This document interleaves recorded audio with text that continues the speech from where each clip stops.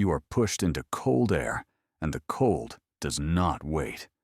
Your lungs pull for the first time, and they pull hard, and the breath is raw and sharp and full of things you don't know yet. The world is already too loud before your eyes open. Your mother's tongue moves across your back, and the warmth behind it is the first fact you learn. The den is a gap under concrete, a low ceiling of stone, a floor of compressed newspaper and mud. Your mother licks you clean, and the smell of you rises into the air above the gap. And that smell, new blood, new milk, new animal, does not belong only to you. It travels. A male, large and rib-showing, with a torn ear and 3 years of this street behind him, finds the gap and stands at its entrance. His bulk blocks the light. He doesn't move. Your mother stops licking. Her body goes rigid along your side, and the pressure of her ribs changes against you. The male stands there long enough for the whole world to become his breathing. Then something in his calculation shifts. He turns. He leaves. The light comes back. Your mother's ribs soften. You press further into her flank and nurse. There are 4 of you. For now, there are 4. The world does not announce its dangers. They come as a change in air pressure, a change in smell, a blocking of light. You are 2 weeks old when your eyes open, and the world becomes enormous. What your nose had been translating in the dark, your mother's body, the milk, the damp rot of the newspaper, the chemical language of the street above, now has shape and scale and depth. Your legs can hold weight, but barely. You lurch more than walk, pushing into walls, falling sideways, correcting. Your mother watches every attempt without moving from her position at the entrance of the den. She eats twice a day. A restaurant kitchen 3 blocks away leaves a bag of scraps in a certain alley at a certain hour, and she has mapped this with precision, and she times her absence by it. When she goes, the den changes. The sounds that were outside her body become louder.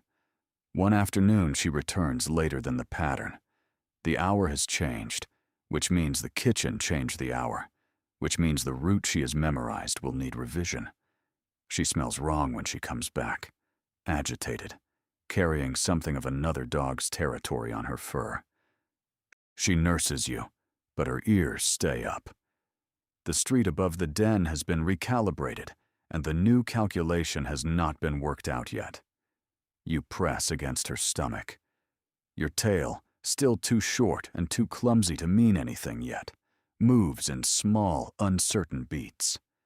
The movement is involuntary. Your body is asking a question it doesn't have words for. Somewhere above you, the city requires more than a den can teach. At 2 months, your mother begins a different behavior. She walks and expects you to follow. The group that you are, your mother, yourself, and 2 surviving siblings, moves into the street, and the street is nothing like the den. It is scale and noise, and the smell of thousands of things happening at once. Your nose reads it in layers you can't separate yet. Exhaust, urine markers, old food, fear, warmth from grates, the specific chemical signature of a human who feeds, and one who does not. It comes too fast. You spin, your siblings spin. Your mother does not spin. She moves with her nose low and her ears at a specific angle, and she does not pause for the disorientation. You learn quickly that the group does not slow for confusion. A small female from the litter, the one who was always thinnest, stops moving one afternoon at the edge of a crossing, not because anything has struck her. She simply sits, and her sitting is wrong, the angle of it, the stillness of her ears. Your mother nudges her. She moves a short distance. Your mother nudges her again. She does not rise the second time. The group is already 30 meters ahead. Your mother goes. You follow. Your nose reads something on the air from behind you, but you do not turn back. The group changes pace at the far corner because there is a human with food, and that is the next fact. The street does not ask whether you are ready. It only asks whether you are moving. By 4 months, you weigh 6 kilograms, and your nose has organized the city into a working map. Every block has a scent signature. Which corners belong to which dogs, which alleys offer food on which schedule, which humans carry threat in their body chemistry, and which carry indifference. You move with more certainty now, not safety. Certainty is different. One morning you round a corner and the air reads wrong before you see anything. Male, large, fed recently but not today. Boundary aggressive, already aware of your presence. Your tail drops. Your weight shifts back. Your nose confirms what it read a half-second earlier. You turn without pausing and take a longer route that adds 3 minutes and keeps you out of that male's radius. He never sees you. The skill is not in the running. The skill is in the reading. You are not fast enough yet to win anything that requires speed, but you are finally precise enough to make speed unnecessary. A few weeks later, you watch a male from the block behind yours, one you recognized by scent, one whose territory marker you had encountered 100 times, hit by a delivery vehicle at the intersection near the restaurant alley. He didn't read the speed. He was crossing, and then he wasn't. The vehicle didn't stop. You sit on the far pavement, and your nose reads the air. And then you move to the alley and check the bag. And it's there, and you eat. Something in your body is changing. When it finishes changing, the map you carry will cover more ground than it does now. You are 1 year old, and the city is a language you speak. Your nose can read a street corner and know which animals passed in the last 6 hours, which human put food down and when, whether water is pooling somewhere in the next block, whether a female 2 streets over is in heat, whether the male who has been expanding his territory from the west is still 3 days away or has moved faster than expected. You eat reliably. You sleep in 2 locations, the original den, now yours alone, and a second site under a parked market stall that you established over 3 months of patient countermarking. Your tail communicates clearly. High and slow means territorial. Low and loose means negotiating. Still means reading.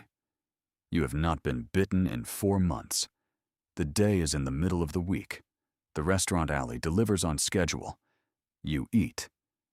You move back toward the den in the late afternoon, and as you pass the corner of the long block, something in the air has changed. A smell that isn't territory marking, and isn't food, and isn't the specific chemical signature of any dog you've mapped. You lift your nose. You lower it. A child is walking past with its parent. You move on. 3 weeks later, you stop eating. Your body does it on its own. The food is there. The smell is there. The calculation is familiar. But the mechanism that drives you toward it goes quiet. You drink. Then you stop drinking. Your legs carry you, but the quality of the carrying is wrong. You lie down in the den, and your nose reads the air, but the information no longer organizes into meaning.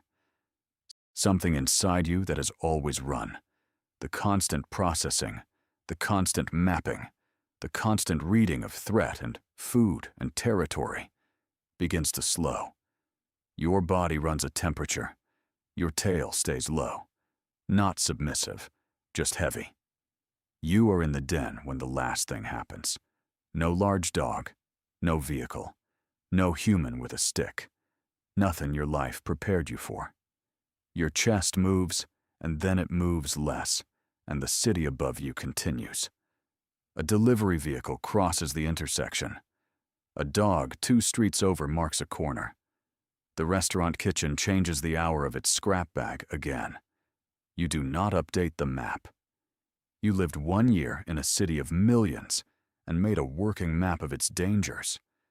A pathogen you had no mechanism to recognize ended you in a den under concrete. The street above the gap is the same street it was the morning you were born.